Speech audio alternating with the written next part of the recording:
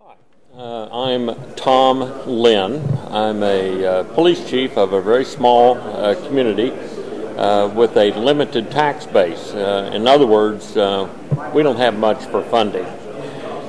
Through this institute, I was honored to meet John Osborne, who's with the Marysville, California.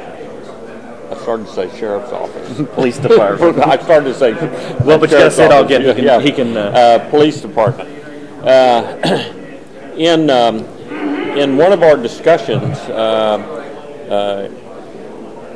we mentioned before approximately 40 other attendees, that approximately 30% of the law enforcement officers in Oklahoma perform their duties without protection. In other words, without body armor. After I mentioned that to the attendees, John Osborne did some research through his agency, and they have agreed to provide approximately 100 vests that are in good condition. As a matter of fact, he indicated that they most likely have a year left on the manufacturer's warranty, and that they are willing to donate those to Oklahoma. Now, I don't have 100 officers on my department. As a matter of fact, including the part-time / reserves, we have a total of 18. But obviously, the need is there in Oklahoma, and I will coordinate through our Oklahoma Association of Chiefs of Police and make sure that they're distributed to departments that are in need. He also indicated that he will make inroads through his state law enforcement association and see if perhaps there are other vests available for the officers in Oklahoma and other states that are feeling the need. It was a simple networking conversation, and it turned into a situation where there's a great need in the state of Oklahoma, and if we can take some vests that we're not using and that are ultimately going to be disposed of and transfer them to someone that wouldn't otherwise have one, that's a great opportunity to help a brother officer. If we save one officer's, sheriff's, deputy's life with it, then it made a 5-minute phone call to beg forgiveness from my boss that I had given away some vests worth every bit of it. This wouldn't have been possible had we not met at this institute.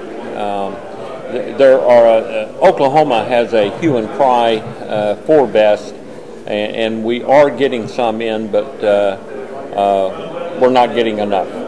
And this will greatly enhance those efforts. And again, it wouldn't have been possible without the interaction here at the Institute. So we thank you for that. Oh, this is huge. This technology this week has just been at sometimes overwhelming with all the information that agencies are sharing. Each agency has brought a specific issue that they've looked at, and they all haven't been success stories, which is really a plus. It's not like this has just worked and this is wonderful and it'll work in your agency. No, this is a program or a plan that we put together, an agency put together, that failed, and this is why it failed, and this is what you need to look out for when you're in your planning. And it really opens up, I think, a lot of people, and myself, I'll speak for myself, that you can really see that there's more to it than just buying the piece of equipment. There's more to it than just buying software for your records management system. It's a lot of the research that goes into that and the valuation that we've learned from here and what the NIJ does is just so beneficial that we've been able to tap into. And I know for me, I'll take it back, and whether I get any equipment isn't really the issue for me. It's not so much obtaining equipment, it's obtaining the knowledge of what's there and how I can best apply that and planning for that in my agency.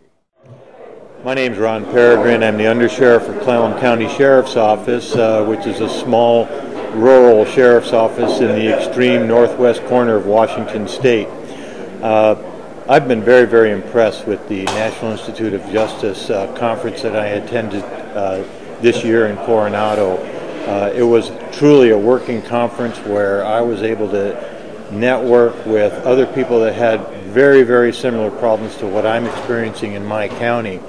For instance, I've been trying to get crime scene investigation training for some of my deputies for 2 years now up in my area, but because of the remote location of my county, it's difficult to get the training on scene, so I don't have to spend overtime and lose a lot of time from my deputies in order to get the training.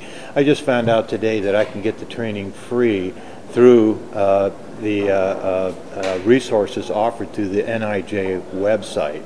I'm working with people that I've met here to exchange equipment that we no longer have need for, that they have need for, and I'm finding equipment they have that they no longer need, and we're able to make those exchanges.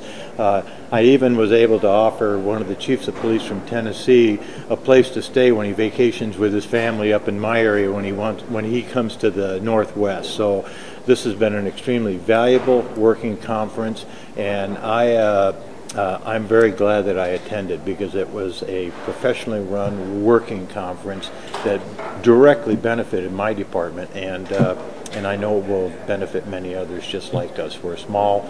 We don't have a lot of money in order to get the things that we need, and I found out that there are a lot of things available through NIJ that I had no idea existed, and I intend to take full advantage of it. I was very excited because when I saw it was for smaller agencies, it's always, we seem to get pushed to the bottom of the pile. So for me to come and give my ideas, what worked for us, we tried many things and say, hey, this is what you might face in your own department. Limited guys, you're gonna, it was really striking. I went on the website of a lot of departments before I came here, and I saw, wow, we're very close in population, very close in numbers of officers, So for me to exchange the information that I did some research on, did some training on, and maybe they don't have to go through it, and I could help those guys through a bad situation, was real. It was very exciting that I was able to get here and do that, and hopefully someone benefited from me saying the stuff that I did. I really think that this is a great venue for small guys, because we always seem to get the short end. It makes me feel like I'm not alone in the world, like I'm not the only one out doing this every day. The people that I've met in this institute do the same things that my department and my command staff and my officers are doing every day, and it's a critical opportunity for a small agency like ours to network and develop resources across the country that we wouldn't ever have otherwise. It means a lot. I mean, I was got the opportunity to go to the FBI NA also, and we're all in this business, and we all have the same problems. We all have the same issues. I don't care if you're a 5-man police department or you're a 1,000-man police department. It all boils down to us all having the same issues that we have to deal with.